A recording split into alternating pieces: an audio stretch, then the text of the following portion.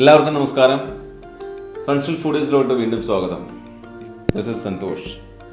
ഇന്ന് നമ്മൾ പരിചയപ്പെടാൻ പോകുന്ന dish soya chunks with capsicum masala. നമ്മുടെ സോയാബീൻ ചങ്ക്സും നമ്മുടെ ക്യാപ്സിക്കം കൂടിയുള്ള ഒരു പ്രത്യേക ഡിഷാണ് നമ്മൾ ഉണ്ടാക്കാൻ പോകുന്നത്, masala type. So channel subscribe ചെയ്തിട്ടില്ലെങ്കിൽ ദയവായി ഇപ്പോൾ തന്നെ സബ്സ്ക്രൈബ് ചെയ്യുക, തുടർന്നുള്ള വീഡിയോകൾ ആസ്വദിക്കുക. ആദ്യമായിട്ട് നമുക്ക് കുറച്ച് ചൂടുവെള്ളം ഉണ്ടാക്കാം. അതിലോട്ട് കുറച്ച് ഉപ്പ് ചേർത്ത് നല്ലതായി തിളച്ച ശേഷം നമുക്ക് അതിലോട്ട് നമ്മുടെ സോയാബീൻ ചങ്ക്സ് ഇട്ട് കൊടുക്കാം. അപ്പോൾ ഇത് സോയാബീൻ ചങ്ക്സ് നമ്മൾ ചൂടുവെള്ളത്തിൽ ഉപ്പിട്ട് നന്നായി കഴുകി എടുക്കുന്നതാണ്. ഓക്കെ, സോ ഇത് ഇട്ടതിന് ശേഷം ഒരു കുറച്ച് സെക്കൻഡ്സ്, ഒരു 10-15 സെക്കൻഡ്സ് കഴിഞ്ഞാൽ അപ്പോൾ തന്നെ നമുക്ക് കോരിയെടുക്കാം. കോരിയെടുത്ത് അതിൻ്റെ ചൂടുവെള്ളം കളയുക, നന്നായിട്ട് അരിച്ചെടുക്കുക. ഓക്കെ, അല്ലെങ്കിൽ അത് ഓവർ കുക്കാവും. നമുക്കൊരു പാൻ ചൂടാക്കി, ഫ്രൈയിങ് പാൻ ചൂടാക്കി അതിലോട്ട് കുറച്ച് എണ്ണ ഒഴിച്ച് കൊടുക്കാം. എണ്ണ നന്നായി ചൂടായതിനു ശേഷം അതിലോട്ട് നമുക്ക് അരിഞ്ഞ് വെച്ച സ്ക്വയറായി അരിഞ്ഞ് വെച്ച് നമ്മുടെ ക്യാപ്സിക്കം ഇട്ട് കൊടുക്കാം. സോ ക്യാപ്സിക്കം നന്നായിട്ടൊന്ന് സ്റ്റിർ ഫ്രൈ ചെയ്തെടുക്കണം. ഓക്കെ, നന്നായി ടോസ് ചെയ്യുക, സ്റ്റിർ ഫ്രൈ എടുക്കുക.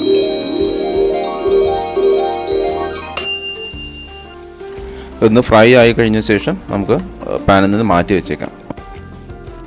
അതേ പാനിലോട്ട് തന്നെ നമുക്ക് വലുതായി നമ്മൾ സ്ലൈസ് ചെയ്ത് അരിഞ്ഞ് വെച്ച് നമ്മുടെ വലിയ ഉള്ളി എടുത്ത് നന്നായിട്ടൊന്ന് ടോസ് ചെയ്തെടുക്കുക.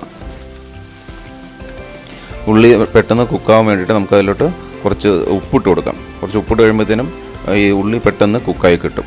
ഓക്കെ, സോ ഉള്ളി നന്നായിട്ടൊന്ന് വഴറ്റിയെടുക്കുക. ഇപ്പോൾ നമ്മുടെ ഉള്ളി നന്നായിട്ടൊന്ന് വഴണ്ടി വന്നിട്ടുണ്ട്.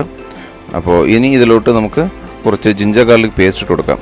ഒരു 2 ടീസ്പൂൺ ജിഞ്ചർ ഗാർലിക് പേസ്റ്റ് ഇട്ട് നന്നായി ഇളക്കിയതിന് ശേഷം നമുക്കതൊന്ന് ഒരു കവർ ചെയ്ത് വെക്കാം. കവർ ചെയ്ത് വെച്ച് ഒരു മീഡിയം ഫ്ലെയിമിൽ വെച്ച് നന്നായിട്ടൊന്ന് കുക്ക് ചെയ്യാം. നമ്മുടെ ഇഞ്ചി വെളുത്തുള്ളി പേസ്റ്റിൻ്റെ പച്ചമണമെല്ലാം പോയി.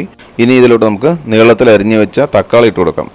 തക്കാളി കൂടെ ഇട്ട് ഈ ഒരു മസാല ടൈപ്പ് നമുക്ക് നന്നായിട്ടൊന്ന് വഴറ്റിയെടുക്കാം. ഓക്കെ, ഇതൊന്ന് അടച്ച് വെച്ച് ലോ ഫ്ലെയിമിൽ നമുക്ക് കുക്ക് ചെയ്തെടുക്കാം.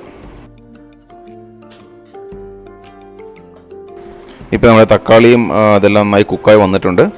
ഇപ്പോൾ നന്നായിട്ട് ഒന്നുകൂടെ ഒന്ന് മിക്സ് ചെയ്ത് കൊടുത്തതിന് ശേഷം നമുക്കിതിലോട്ട് മസാലകൾ ഇട്ട് കൊടുക്കാം.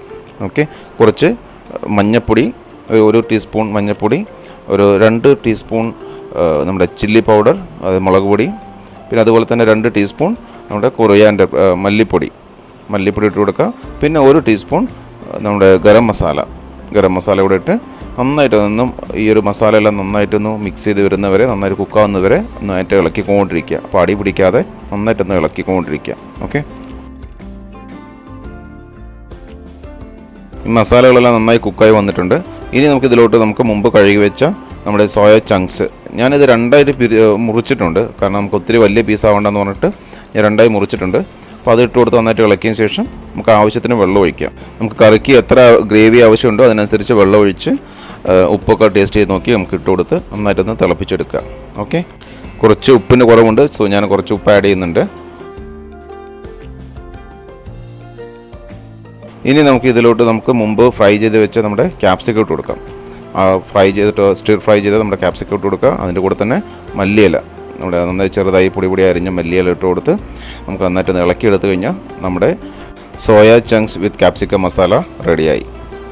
ഇത് നമുക്ക് ഇനി ഒരു ചെറിയ സർവിങ് ബൗളിലോട്ട് മാറ്റി നമുക്ക് ചപ്പാത്തിയുടെ കൂടെ അടിപൊളിയായിട്ട് കഴിക്കാം.